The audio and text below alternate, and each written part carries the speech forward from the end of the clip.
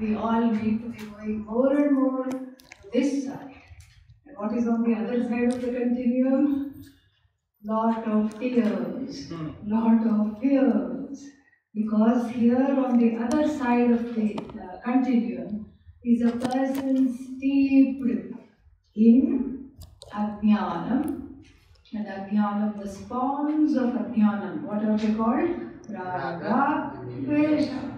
Strong preferences which drive our lives, and equally strong prejudices which drive us away from everybody else and which drive away everybody from ourselves. This is what one is in the grip of. And doing action based on these strong preferences and prejudices, which is the topic of the entire Bhagavad Gita, which deals with the psychology of Raga Dvesha and which deals with how to overcome this. And the third chapter highlights this psychology extremely well, very beautifully. So when actions are performed from the stronghold of these twin pillars called Raga and Dvesha, preferences and prejudices which are very strong, so they bind the person to certain action. And then what happens? Only disaster can result from this kind of an engagement. This kind of a Raga Dvesha involvement allows the chakra to continue. Allows the chakra to continue. What chakra? Samsara. Samsara, which means some sorrow or the other. That's all it is. All the time one is trying to get ahead of the likes and dislikes, failing miserably, and then again one is in the spell of the likes and dislikes, and each time we do action from that, there is a certain helplessness. And that helplessness is overcome by following the middle path. What is in the middle of these two extremes? Karma Yoga. Karma Yoga is where, first thing is, just to summarize because we are getting to the end of the chapter, Karma Yoga is inviting Ishvara into one's life, point one, where this helplessness being completely demolished by one's own preferences and prejudices can be taken. This helplessness can be taken there at the altar, because that is where I seek help. If you seek help from a friend, what will happen? They will want help from you. Or they themselves have their own Raga Dveshas and they themselves are in a similar position. They may not be able to help, or they may be able to help but not exactly fully. And so here I take it to the source, I take it to Ishvara, I take it to Bhagavan, and that is the first thing in order. I cannot do this, I need help. Oh Goddess, oh Lord, help me. With this many words, in whichever language one prays, one can just take it to the Lord. And then, so that is the first thing. And then the second thing is to understand, even if it seems artificial at first, to allow Bhagavan to be the actor. Let Bhagavan be the actor, I will just be the agent of action by proxy. So that way, then when the results of action come, then I am in a safe place. Because I did do this, so therefore Bhagavan did this, so whatever comes is what? Ishvara, Prasada. Ishvara, Prasada. So I have Prasada Buddhi. This Prasada Buddhi is extremely rampant in all over India. This is what I think has saved us. Everything is Prasada. What you like, Prasada. What you don't like, Prasada. But still Prasada. Even children are Prasada. They are named Rama Prasad, Krishna Prasad, Durga Prasad. Children are also named Prasada. In every family you will find at least one Prasad. And there is one politician in India. Lalu Prasad. And more in than out. In means where? In the jail, behind the bars, in so many scams involved. I always say that his mother must have been a great lady. As soon as she took a look at the baby, she said, "It Lalu means baby Krishna. This is Krishna's problem, not my problem." It gives the parents a certain freedom. It gives a certain freedom that this prasada buddhi frees one from guilt, from hurt, from pain, from sorrow, from taking on all kinds of nonsense which really doesn't belong to one. It enables one, at least on the relative level of the everyday, to walk freely and to not be constrained by one's own agency. That agency, taking on the agency where it doesn't belong.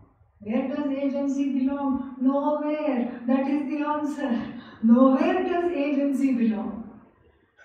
It is all with Bhagavan. And then, so therefore, receiving everything as prasada makes one free of guilt and hurt, and one does not lament. Why did I do the wrong thing? Why didn't I do the right thing? This is translation with swaras from the Taittiriya Upanishad. Kimaham sabhuna karavam, kimaham papam karavam iti. This lament will not be there.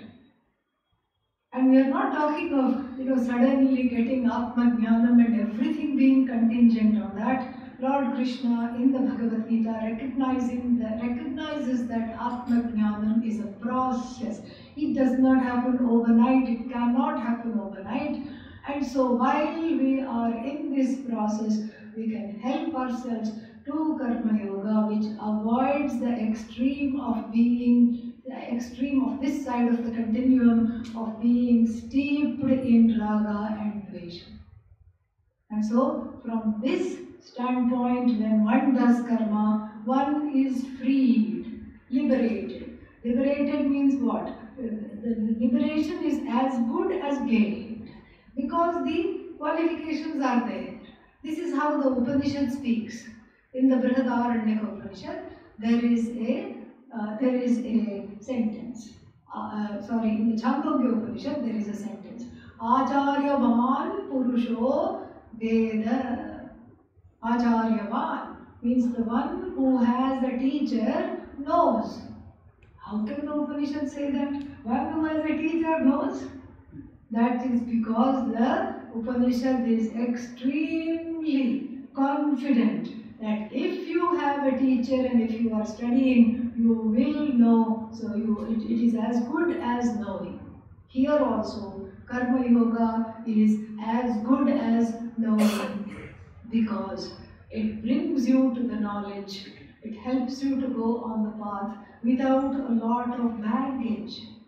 Raga-dvesha is oversized excess baggage. Too many suitcases. And carrying all of them, one is burdened by guilt, hurt, remorse, regret, fear, sorrow, anger, resentment. Where to take all this? Therefore, Karma Yoga allows one to let go of this baggage, or at least suspend it for the time being. More now we will see. Next one.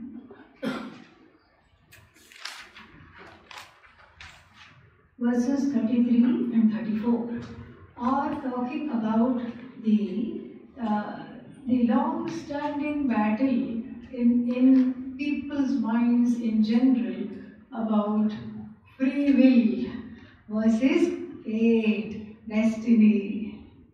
And so this is with regard to a person, how do these things operate and what to do about them. What is in our hands and what is not in our hands. The Bhagavad Gita, out of great compassion, tells us. Sadrisham cheshtate swasyaha. Sadrisham cheshtate swasyaha. Prakrite jnanavanapi. Prakrite jnanavanapi. Prakritim yanti प्रकृतिं यान्ति भूतानि निग्रहः किं करिष्यति निग्रहः किं करिष्यति इन्द्रियस्येन्द्रियस्यार्थे इन्द्रियस्येन्द्रियस्यार्थे रागद्वेषौ व्यवस्थितौ रागद्वेषौ व्यवस्थितौ तयोर्नवशमागच्छेत् तयोर्नवशमागच्छेत् तौ ह्यस्य परिपन्थिनौ तौ यस्य परिपन्थिनौ सदृशं चेष्टते स्वस्याः प्रकृतेः ज्ञानवानपि. So ज्ञानवान अपि, even the person of wisdom. What wisdom? Of the Atma, as free. So even the person of wisdom, प्रकृतेः सदृशं चेष्टते. स्वस्याः प्रकृतेः सदृशं चेष्टते. चेष्टते moves, behaves, conducts her or his life according to what? Prakriti. We'll see what that is. We are just doing the translation. Prakriti literally means nature, swabhava. We'll talk about all that. Just look at the translation. Whose Prakriti? Swasyaha Prakriti. One's own Prakriti. Not that one is behaving according to somebody else's nature. One is behaving according to one's own nature, even though one may be ajnani. These two verses have to be very properly understood, because the mind will start going everywhere as soon as we even hear the translation. The mind will go to places where Lord Krishna does not intend at all. Then the next line says, Prakritim yanti bhutani. Even if the person of knowledge, api, even also the person of knowledge also follows his or her own prakriti, swabhava. What to talk of other bhutas? Bhutas means beings. Everything is going according to prakriti. This has to be understood properly. We have just seen the translation. So swabhava and swarupa, first we have to distinguish how the Shastra uses these words. Swabhava means a kind of, it's a word that means one's own tendencies, proclivities. How a person behaves given a certain situation. So, supposing somebody came to me recently and said, I am very afraid of flying. Flying means in the plane. And so I'm very afraid of flying. And then the person who was with that person said, yes, that is how he has been since he was a child. He's always afraid of flying. It's not going to change anytime soon. So this is what is called swabhava. But when the Shastra talks about another word, swarupa, it means the indelible, undeniable, essential nature of oneself. Also known as swarupa lakshana of Brahman. And what is that? What is one swarupa? Sat, Chit, Ananda. That you cannot take out. That you cannot add. That which cannot be added, that which cannot be taken out, that which cannot be denied, and that which after all the swabhava has shed, what remains? Swarupa. You see the difference? So, swabhava is much more on the level of the personality, one can say, and swarupa is talking about the purusha, the person. Sarvan purayati iti purushaha. And the word Svabhava, the word Purusha is derived in a twofold manner. Then we can say Puri Shete. First derivation we'll see. Puri Shete sleeps in the city. What city? Sleeps in Rishikesh city, sleeps in Delhi city. No, no, no. The city here is more of a citadel, a fortress, where the person is sleeping. And what is this fortress? This body-mind complex, body-mind-sense complex is a fortress where the indweller is, and the indweller has many views, portholes, Navadvara, 9 ways to interact with the Jagat. So the person is as though trapped. If the person is an Ajnani, as though trapped in this citadel.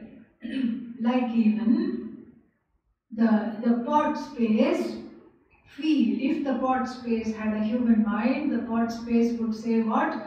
Help, let me out of this pot. I am pot space, I am small, and I want to be merged with one full space. From small, I want to become all.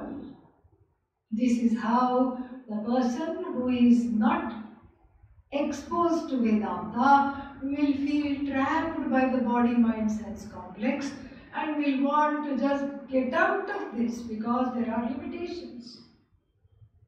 Knowledge-wise, limited. Strength-wise, limited. And then what else? Financially, of course, limited. Bank balance-wise, totally limited.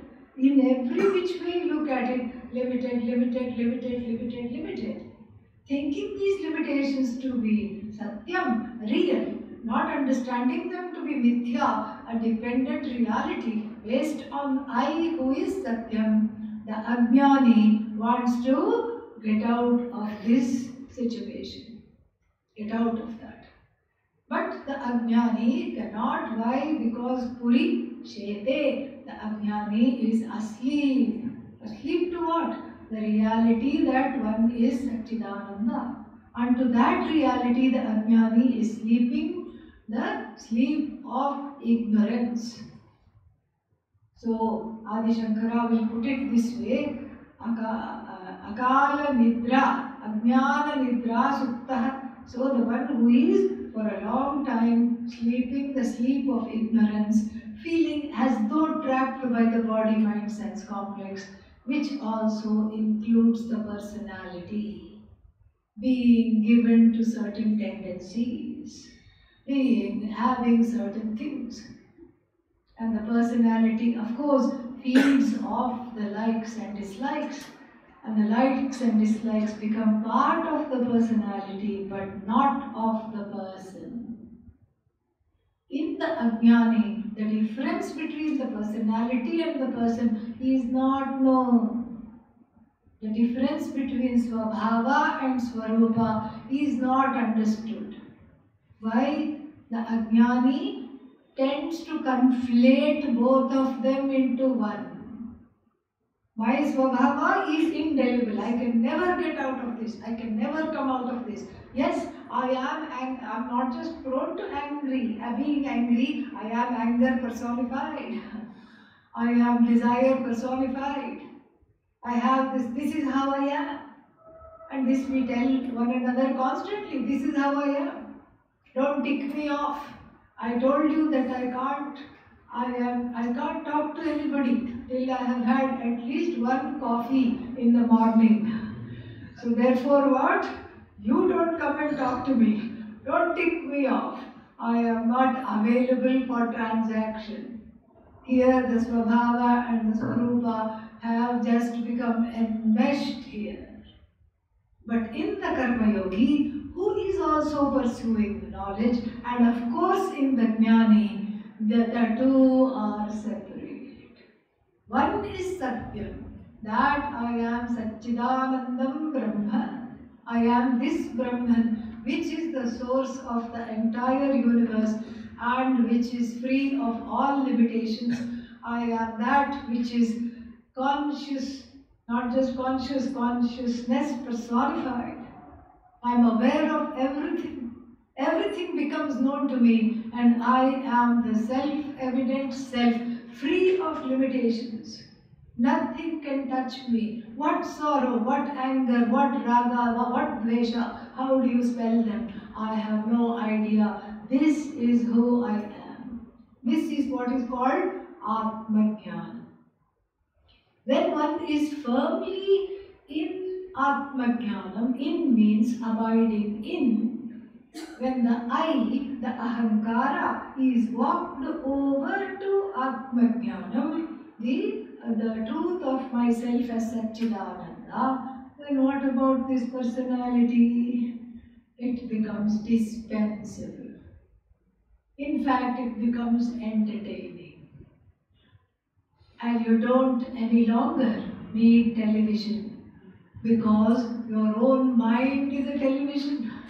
You can tell yourself, oh, look at me, look at where I'm going. I'm going to these old hurts which really are mithya, which really don't matter right now. Oh, look, yippee, another trigger.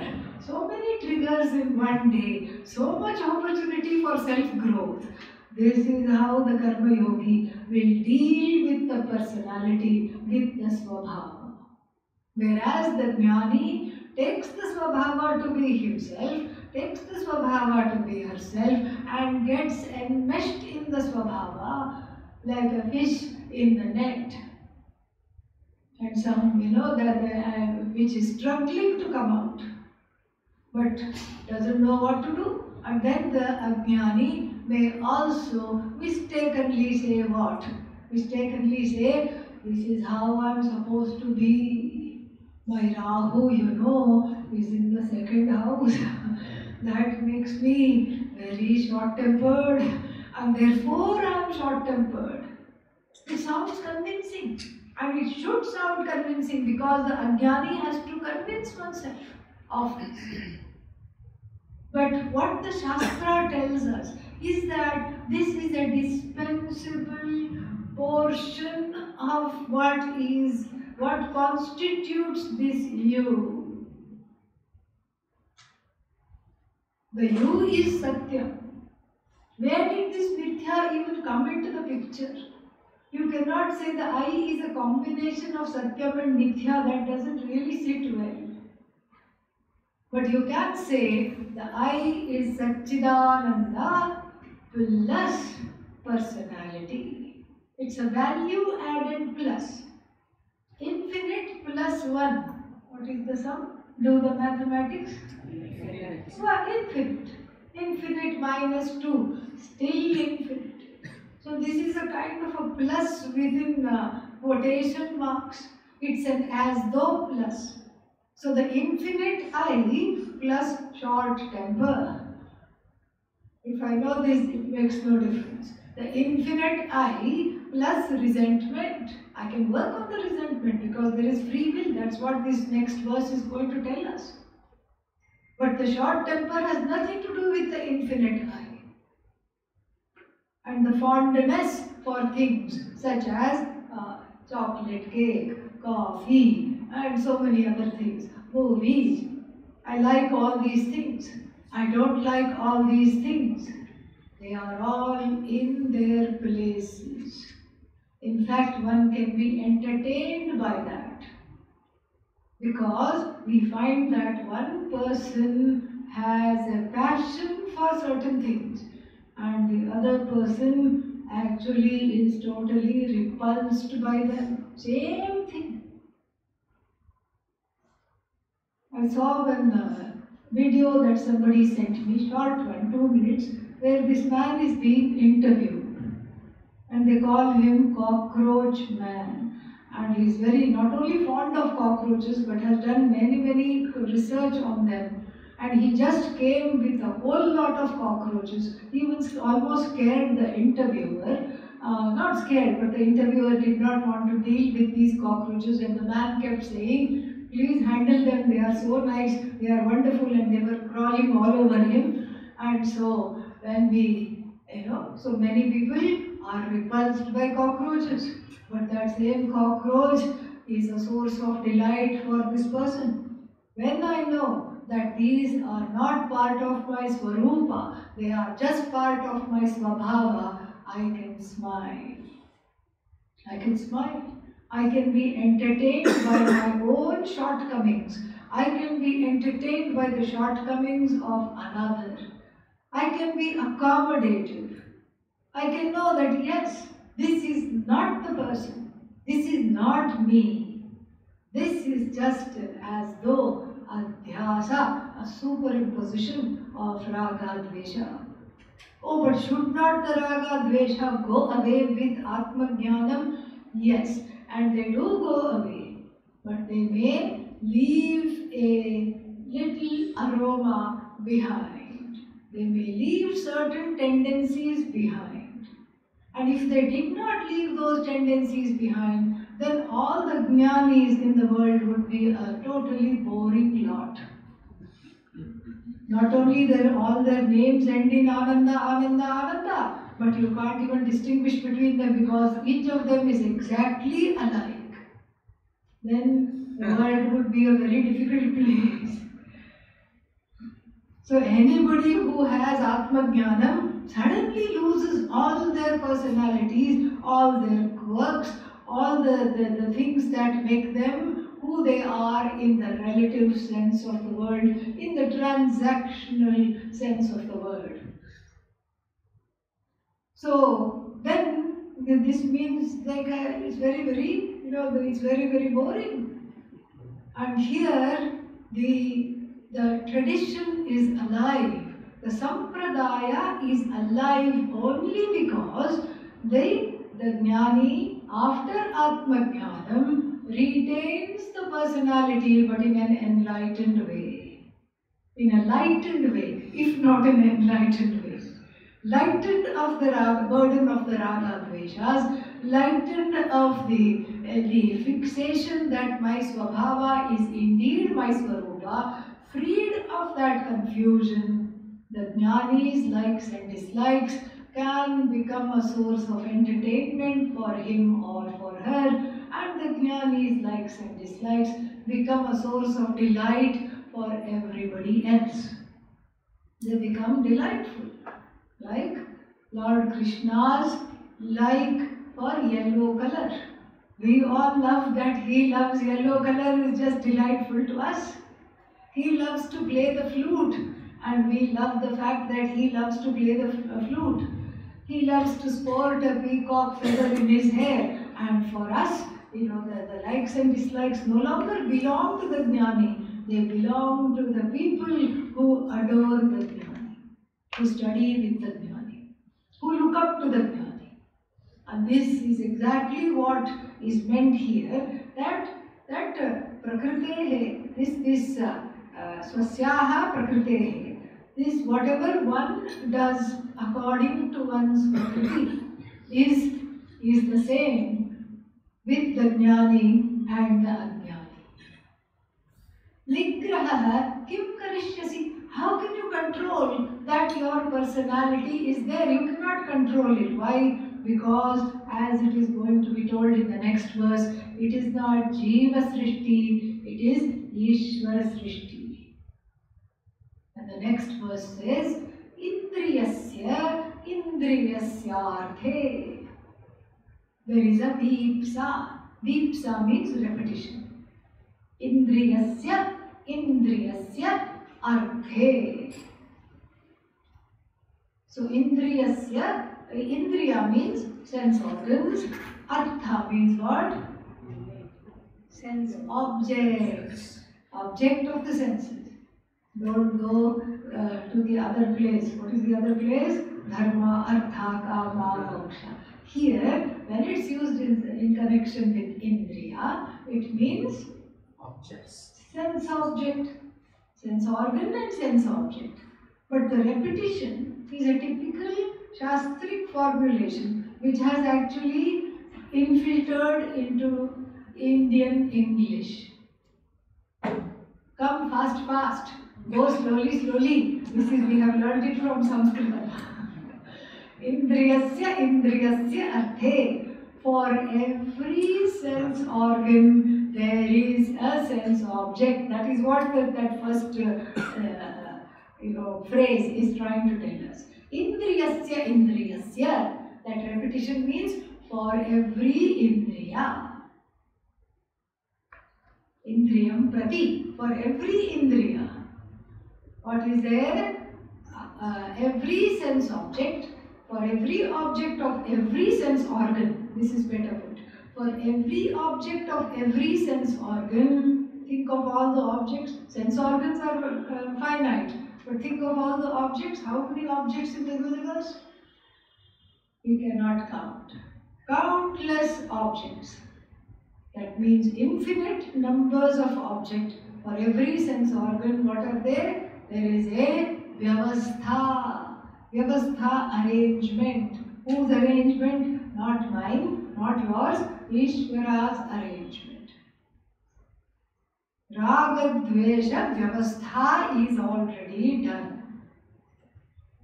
Indriyasya indriyasyarthe raga dveshau vyavasthitau.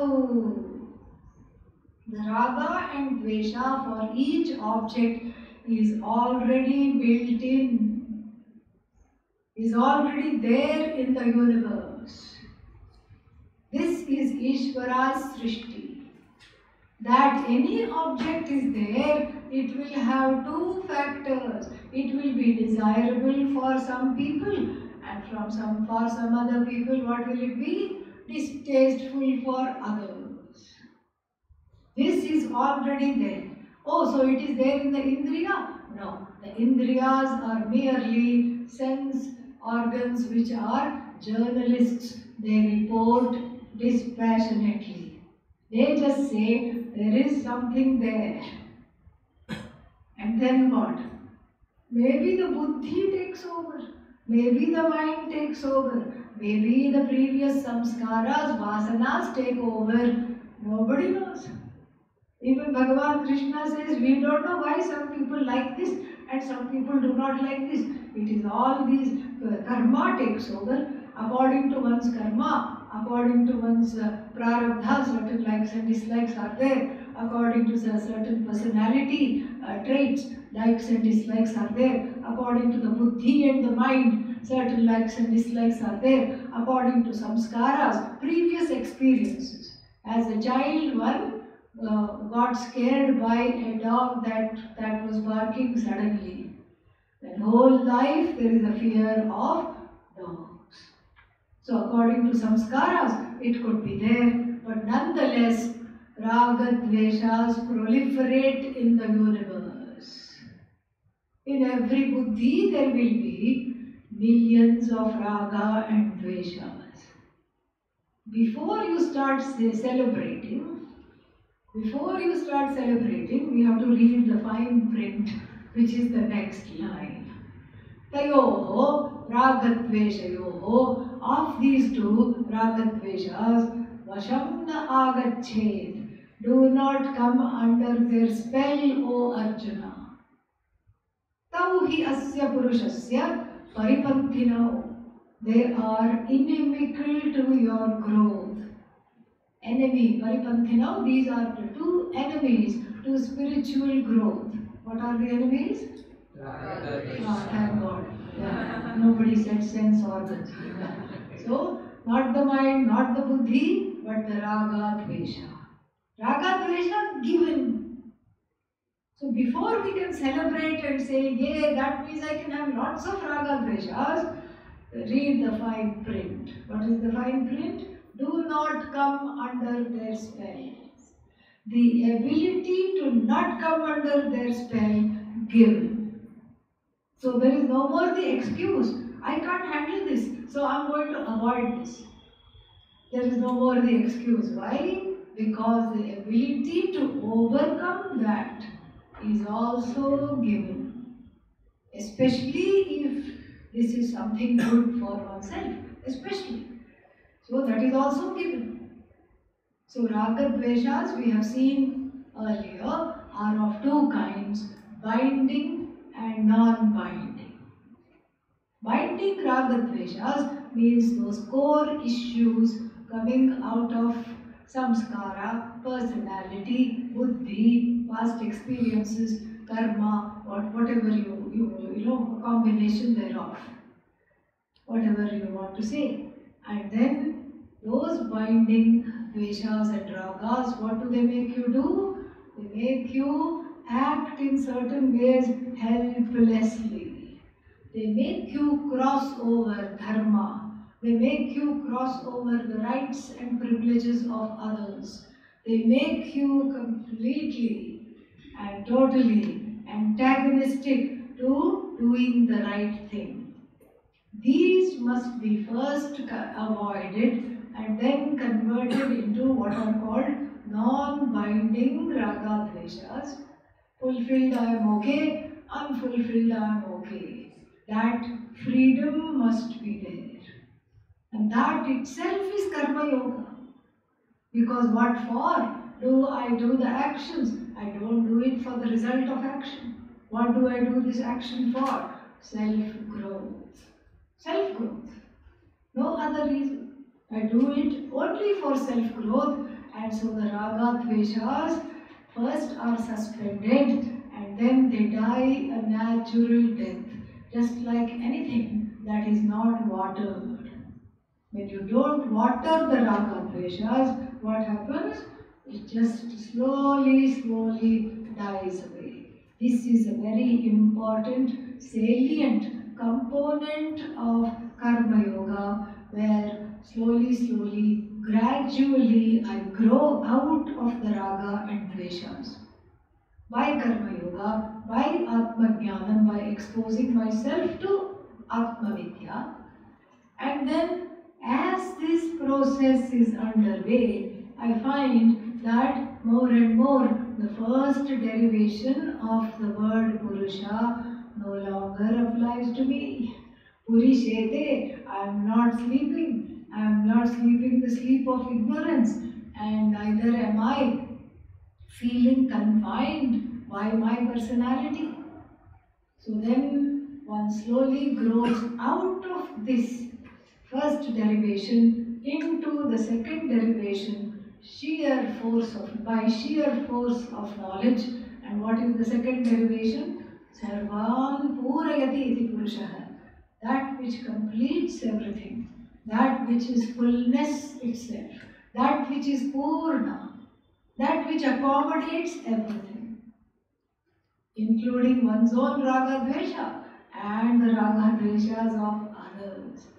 That which is never confused between Svabhava and Swarupa. No longer there is the confusion. The one who is firmly abiding in one's Swarupa, and the Svabhava just becomes a Vibhuti. Vibhuti means what? Ashes, yeah. And also another meaning of Vibhuti is glory. Just like the fire is harmful, but the ash is harmless.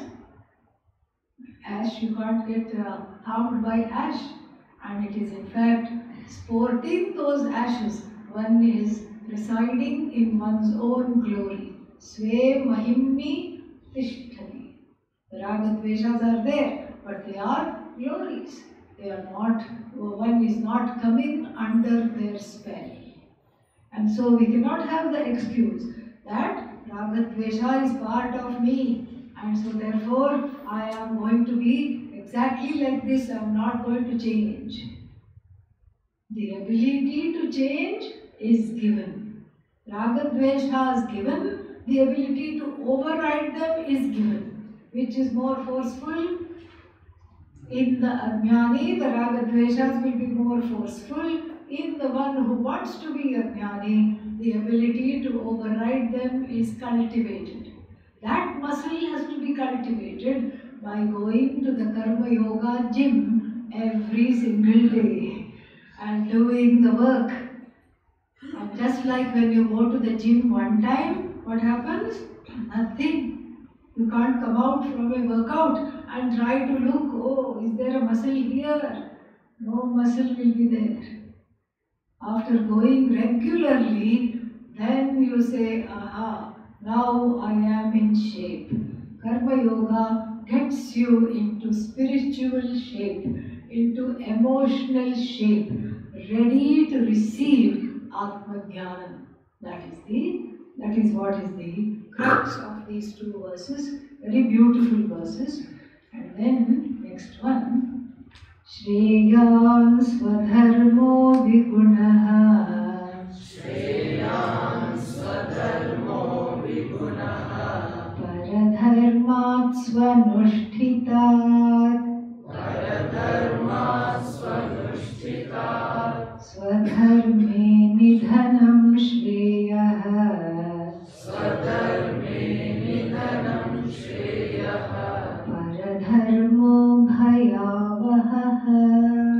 Paradharmo Bhayavahaha. This is a verse that is given, that was given more than 5,000 years ago, but is very timelessly relevant for everybody, and its relevance right now cannot be underscored because everyone is looking for quick fixes, quick solutions. Very quickly I have to have this solution and then climb the social ladder, become financially independent, become secure, become this, become that. And this verse has a very wonderful set of advices for the person who is wanting to go somewhere else other than where one is. Metaphorically speaking, the person wants to go somewhere else, go after something else, metaphorically speaking. And so here there is a caveat. In all these things, in all pursuits, better to find out, am I pursuing my ragadveshas or am I pursuing my goals and ambitions? Very difficult to see how to do that. So therefore, Lord Krishna gives a formula. We will see that later. Om Purnamadav Purnamidam Purnat Purnamudachyate Purnasya Purnamadaya Purnamevavashishyate. Om Shanti Shanti Shanti. Hari Om Shri Gurubhyo Namaha. Hari Om.